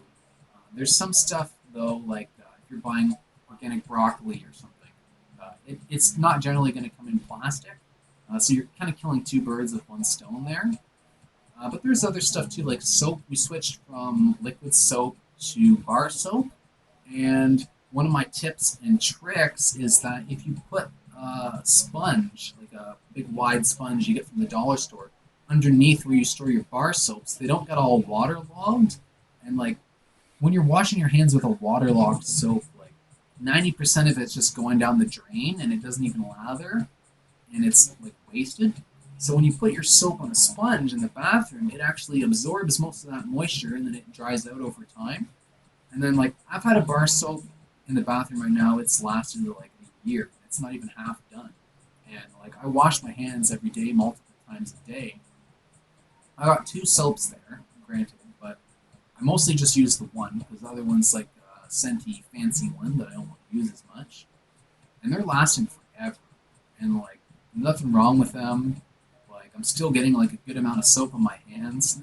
They've got kind of some parts of sponge stuck to them, but that even just dehydrates them more. So it's saving me money on soap, and it's less soap that has to be made. So it's less fuel and stuff in the system. That's just one little trick. I've learned a lot of stuff about gardening as well that I'll probably talk about. Some stuff about organization, a lot of stuff about like learning how to be a DJ, and I use Spotify to find my songs mostly. And I'll even talk about other programs and websites that you can use to find new artists and find new songs. But basically, what I do is I use a variety of sources to find people, and then I plug all those people into Spotify, and then I let the algorithm run with it. And yeah, like there's other stuff about my life that'll probably come out naturally, and you can ask questions, and I'll do my best to answer them, and I'll do my best to make it interesting. Um, I don't know. This is kind of a long stream, but it's a new type of thing, Like I'll probably do this again sometime. Not all the time, but when there's new stuff to share, new developments or new projects on the go, and you'll see videos. Probably not all streams, but you'll see videos in the coming times of this type of stuff I'm describing, and probably a lot more other stuff and other creative projects. I might do some making ofs and do some creative cinematography. Yeah, I'm kind of gonna see where it goes. It's still working itself out, and we all need to be successful, right? Like we all need to figure out who we are and how it relates to the world. That's why Ikigai is so important because it's a crossover between four categories, right? What you love, what you're good at, what the world actually needs, and what pays and is available. So you cross over those four things with you in the center. And my experience over time has been I've gone from doing stuff where I'd be considered a dealer of something, like if you work for a company that you wouldn't participate in, like if I owned a bike and I didn't drive a car and I thought like cars are bad for the environment, but I worked at a gas station, you're a gas dealer, you know, because you don't believe in it. So I've gone from stuff that I don't believe in, like restaurants, for instance, that, I felt they were crappy people and they didn't deserve the money. I've gone from working like for a cell phone company when I didn't have a cell phone to over the years, I got a job at a summer camp, which was awesome after I came out of outdoor adventure education. And that was really cool. It was very synchronistic. Like I met a recruiter who I ended up being friends with them. I met them at college in Lindsay at the Fleming Frost campus, and I was reading over the typography for this job, and I was like, oh my god! Like the letters were almost like doing something weird in my vision. It was like this is the thing you need to apply to. Like the way everything was written was just perfect for what I was looking for. And I got the job, and my friend Joey actually got the same job, and it was amazing. I learned so much. I felt like I got to canoe and get paid for it. I got to play games with kids and hold people on high ropes and instruct stuff and get paid for it. So that was awesome. I got free breakfasts and stuff. I was in the woods, like beautiful scenery.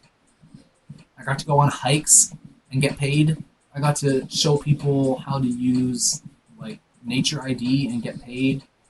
I got to do little impromptu campfire talent shows and survival skills and get paid. It was awesome. And then after that was over and COVID happened. I left there just before COVID, so I wasn't able to go back the next year. Um, and I had other things going on in my life, so I was like, what do I do now? Like that was so close. It was something the world needed. It was something I was good at. It was something that was paying. And it was something that I loved. If it would have paid more, I could have seen myself doing that forever. But it's more of a student type job. So once that was over, I was like, what am I going to do next? And I don't think that I'm going to be able to do that type of thing. And I thought, what will I do? So I decided to become a cashier because one, it was available. It was paying. It was available. It's easy to become a cashier. You don't need that much experience. You just need to be good with people, right? I thought it's something I want to do is talk to people, interact with people, and that's something that I got to do. And am I good at customer service? Well, yeah, because I like talking to people. So that's three of the categories already. So I'm good at it. The world needs it. It pays, and I enjoy it. So that hit all four categories too somehow, just being a cashier. And I could have gone deeper, like if I was a cashier for, I don't know, an organic food company. That'd be pretty cool. It's still not something I'm hugely interested in, so it'd probably be like 3 out of 4, or like 3.5 out of 4.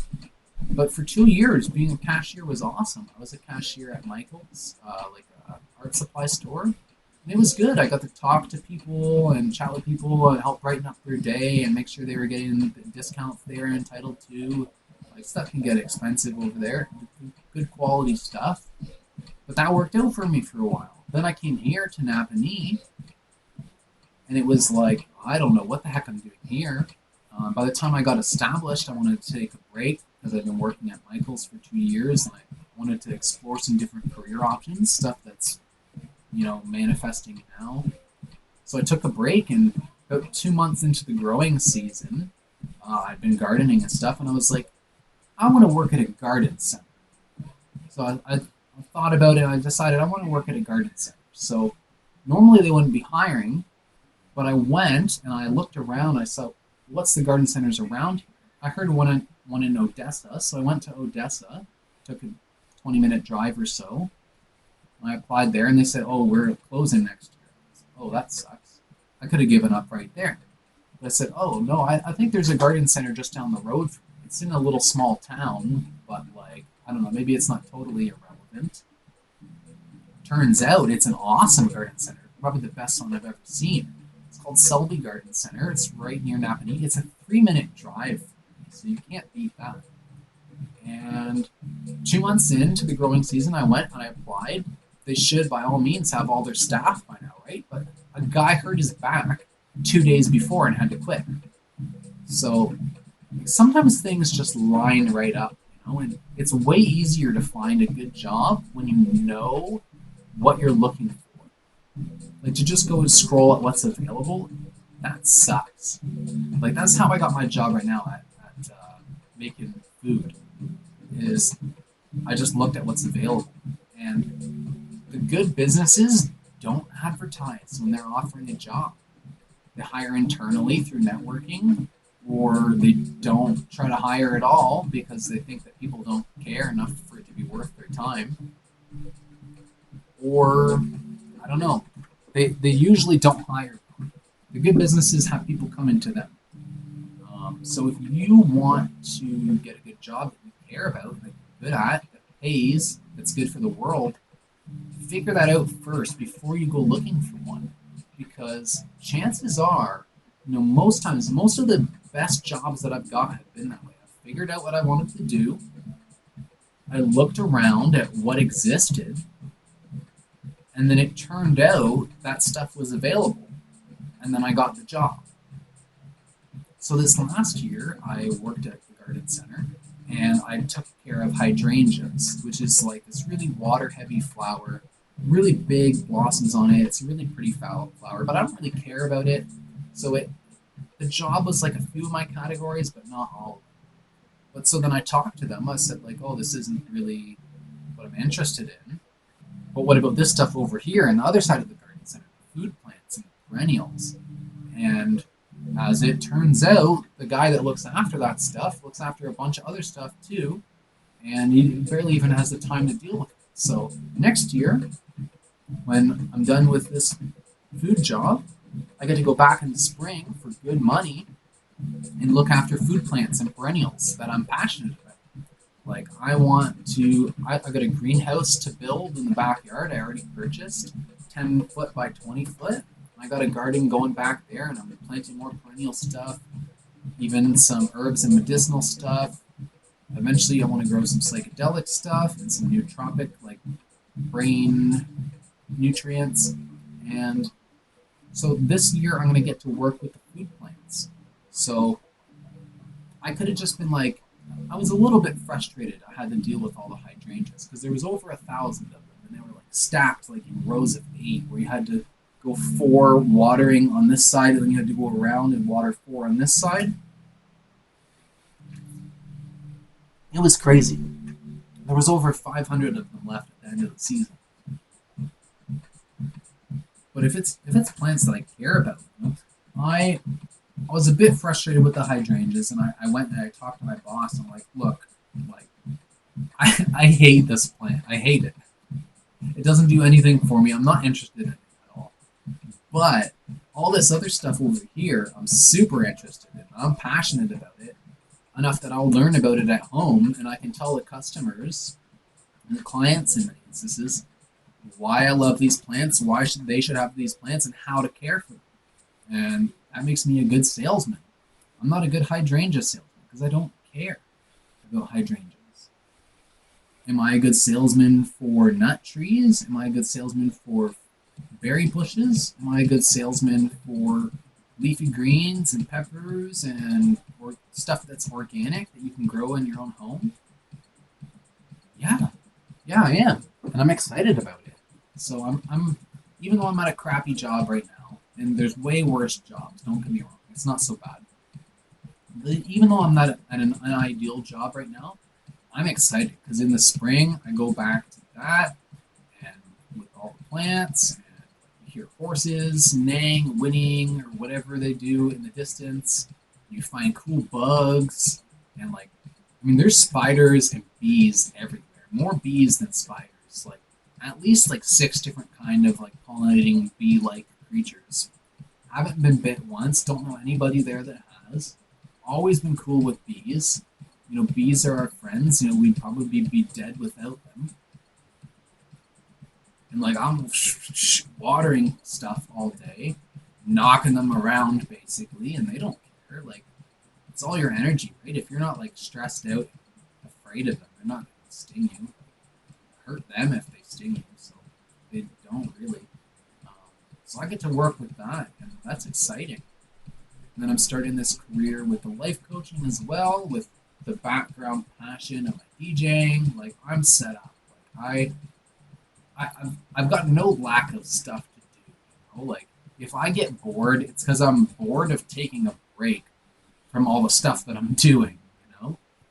Or that like sometimes I get like, tired out of stuff, and you call this writer's block, right? What I've learned with writer's block is ignore it, do something else. If you've been writing songs, I got to a point writing songs that I felt like I didn't have anything left to say. And you could be like, oh, I got writer's block, like I got to figure out what to say. But I realized I just had nothing left to say. So I started listening to other artists. I started living my life again a little bit more rather than focusing so much on music. I spent 2 years working on my album Ascent, and like it's a long time because I haven't really done much with it because there's like some licensing issues and stuff. So it's really hard to get in contact with the artists that produce the tracks that I rapped over. So if I want to release it officially, I have to get in contact with them, and they don't really respond because I don't know, they're successful musicians, so like they don't just respond to anybody. Like, it's kind of hard to get through to them. So I spent 2 years doing that, and I was kind of tired of it. And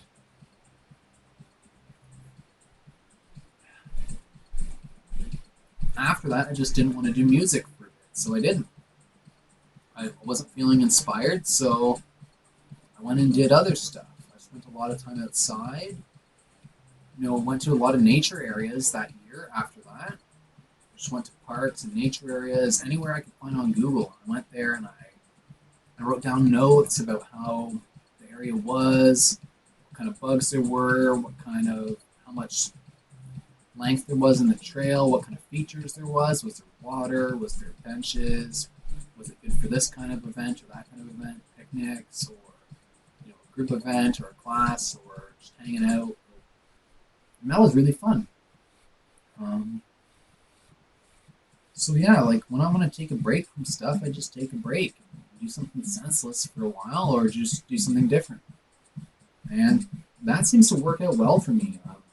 There was a period of time after my album I didn't write anything for a while, and now it's like I just let my energy overflow, and sometimes it doesn't, and I'm just like accumulating, and then sometimes it does, and like the songs just come like quick. And like I wrote some of my best works this year. There's going to be a new album in the next couple of years. I think I'm going to release it as singles, and then release it as an EP, and then release it as an LP. Just because I want to spend more time working on individual tracks. The last time when I made an Ascent, I worked with Dave of Treblecock Studios in Peterborough. Really awesome guy. Really good friends with that guy. I paid for 3 hours of recording time, and he gave me like 13. And like, don't get me wrong, he can't do that with everyone. But he liked my music, and he wanted it to be good, and he liked where I was coming from, so he gave me extra time. And like, kudos to you, Dave. Like, thank you. Shout out to Dave of Treblecock Dave. But that was a lot, like that's not what I paid for. He gave me above and beyond. He can't afford to do that for everybody, nor can I expect that from anybody. So I'm gonna probably record 1 to 4 songs at a time and do shorter sessions, and I think it's going to be a better quality of stuff. And once again, like I did with Ascent, I'm going to do so much practicing. Like, my voice is sore right now, even from talking for like an hour and 48 minutes. I haven't been practicing singing and stuff. So I'm going to be practicing these songs and refining them, making them perfect. But it's mostly going to be vocal practice because some of these songs are just so deep and so heartfelt and so relevant that I'm really excited. It's going to be my best work yet. Cheers to that.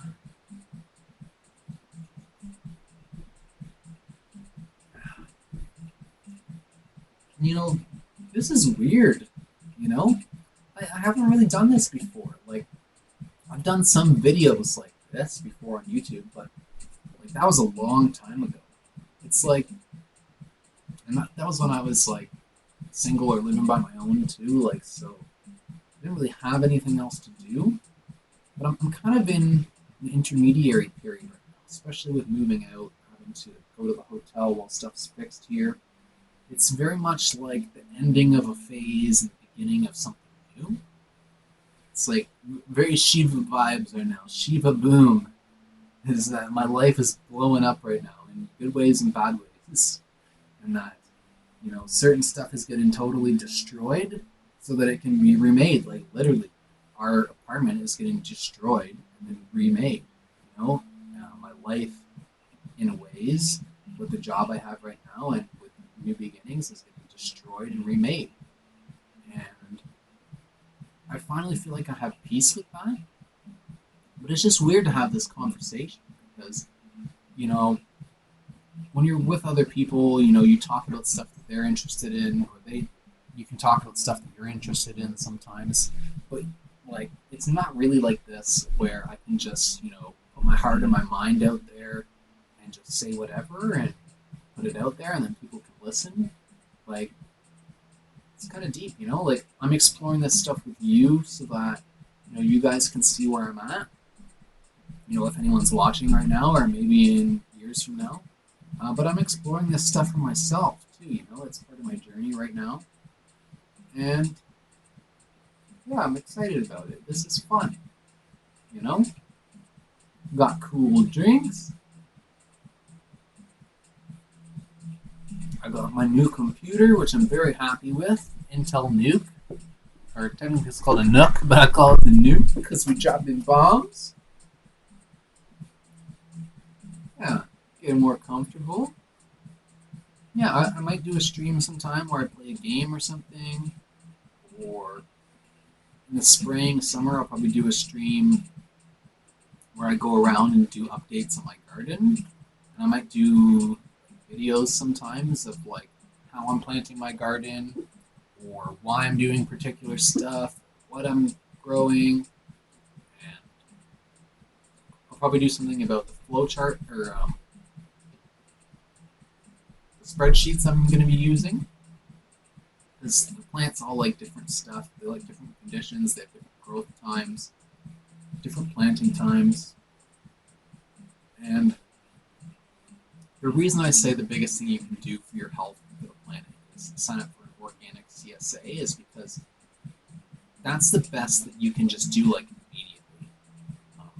To actually learn this stuff is, I call it academic pursuit. Like farmers of the past, grew all potatoes. When you're doing monocrops, it's like you're like this much academic and this much just like labor and stuff, right? So like anyone could be a farmer, but the new world is calling for farmers to be some of the most learned, advanced people around. Farming is going to save this planet because farming, frankly, is killing this planet.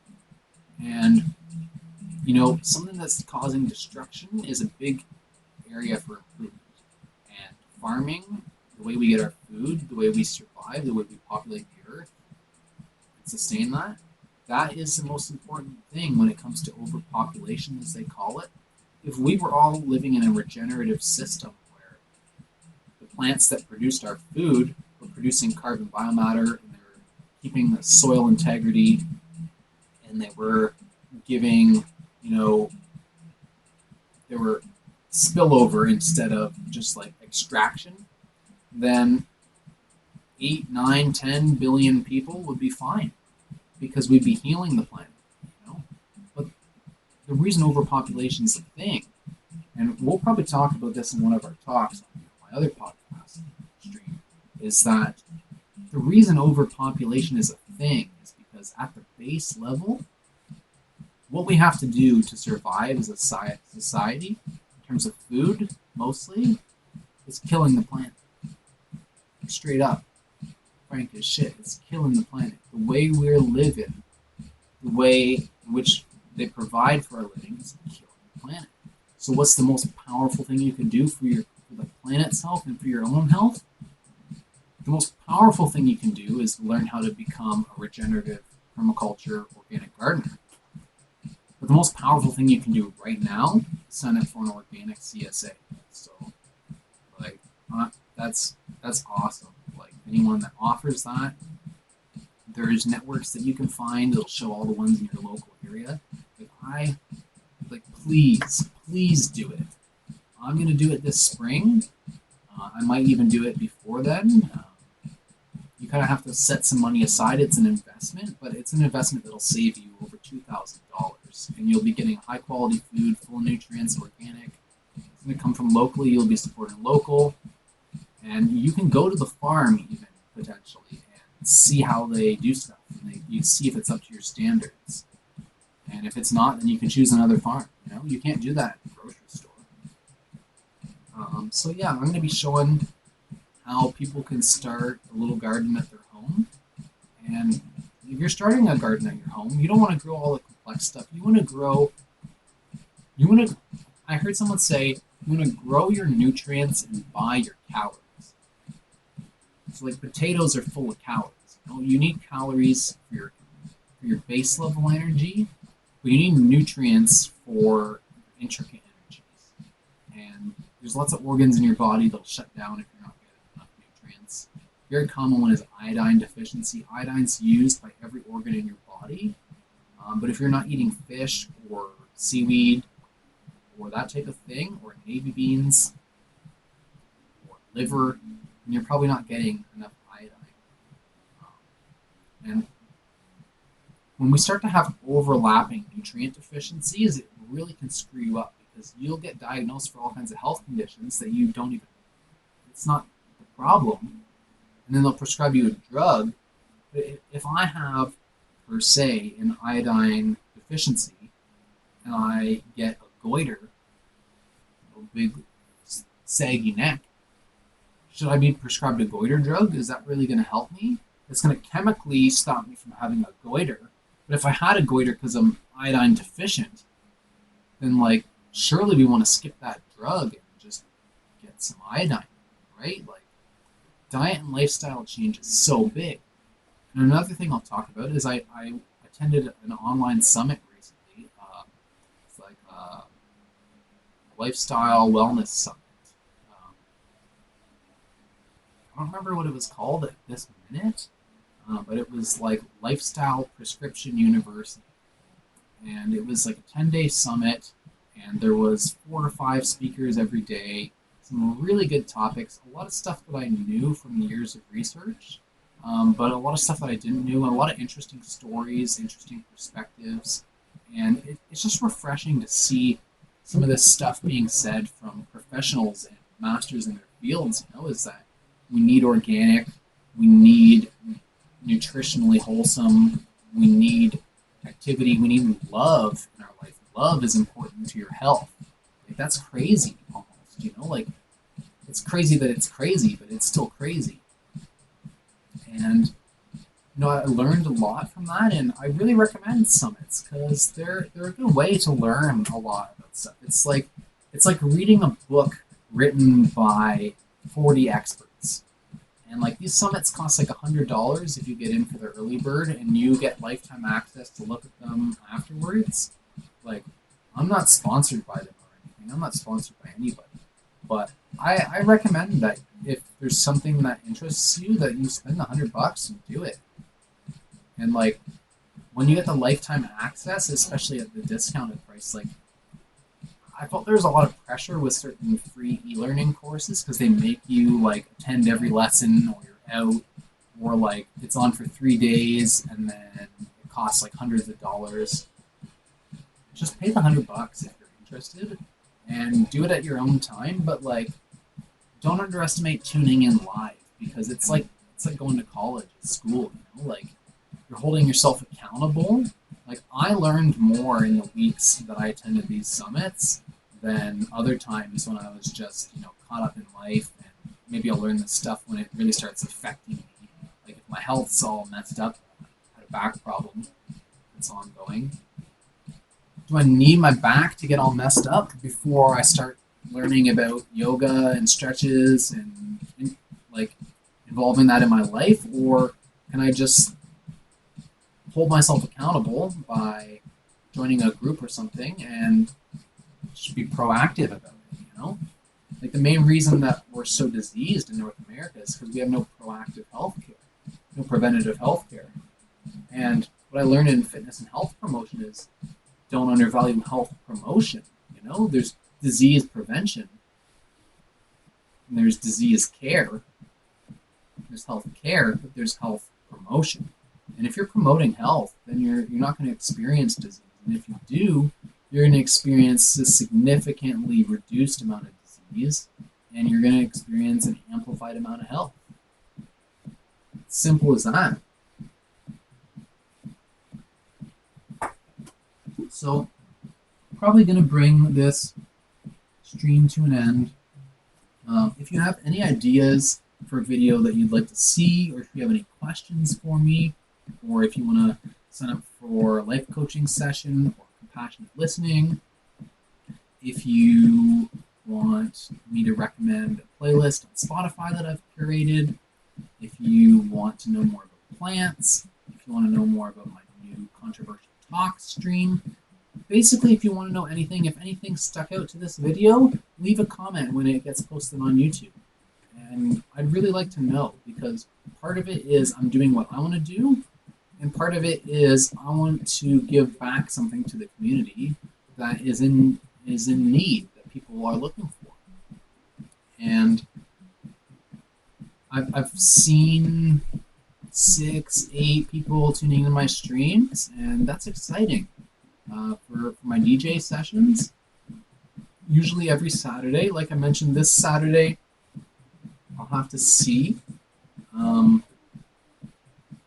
I honestly probably won't be able to do one this Saturday, just because we're gonna be so like in the midst of packing stuff that like I don't know. It's possible. Like my room's pretty much empty right now. Like you can't really see it from here, but all my books are packed away. Most of my tech is gone, but now that I'm using my laptop, it's a little bit simpler of a system. I can just take my audio interface, my mixer, and my speaker, and that's pretty much all I need right now. But like all my wires are packed away. Like, I don't think I'm gonna do a DJ stream this week. So I'll be back next week, next Saturday at 7 p.m. And if 7 p.m. doesn't work for you, if you'd rather 6 or 8 p.m., please let me know in the comments when this video is posted or on any of my videos. I will look at and respond to any messages that I get until such point that there's like 1,000 of them a day. You're going to hear from me. I'm going to comment on your post. We can interact. We can like be part of my life. You know, like please comment because I want to know what you think. But yeah, when it comes to the stream this week, it's not going to happen. Tune in next week. I'll be at the hotel at Best Western, and I'm going to have my whole DJ set up in the living room. And yeah, I'm excited about it. It's a silver lining of our house getting flooded and having to have everything torn up and displaced for 2 months. Like, we get to live in a hotel, we got continental breakfast, and it's all going to be reimbursed through the insurance company, which is awesome. So silver linings, you know, like it sucks that we have to get displaced, but I'm willing and open to the opportunity of, you know, the difference that's going to come into my life. You know, there's something about living in a hotel. Like successful business people do that type of thing. You know, hotel to hotel as they travel around and they get work done. There's no distractions. You've only got like the bare amount of stuff that you need to get by and stuff that you want. Immediate access like forces you to choose what's important, right? Like I had to choose what books I want to bring with me and what I want to throw in storage. I'm not going to have a choice. It's going to be in storage for 2 months. So maybe I'll read those books. I had to figure out what I actually am interested in right now. So yeah, I'll probably do a video about the hotel once we get moved in there and how it is. and I'll be doing a stream not this Saturday, but the next Saturday. And if you're interested in any of my other type of videos, let me know. Or if you have any comments whatsoever, please let me know. It's super valuable to me, and I want to bring value to you. So if there's any way that you can explain how I can take what I have to give and cater it more to you, then I'd be happy to do that. So, yeah, this has been one very long-winded talk. DJ Capricious Conch, the Conch Bar Rose, Capricious, the Conch-ious Master, Go Faster Boom Blaster, signing off. Thank you so much for tuning in. It's been a good night. Thank you for listening. Bless you in this new year, 2023. Gonna bring with it some amazing changes. And I'm interested to hear from you. Like, what are your plans for 2023? No New Year's resolutions, but like, what are your plans? What are your goals? What are you gonna do? What are you committed to? I want to know. And if you want to work with me as a life coach, then send me a message. So I'm excited to see you succeed. I hope you're excited to see me succeed. But I'm going to be succeeding whether you want me to or not. So here we go. Thanks for tuning in. Peace out. Capricious Conch, signing off.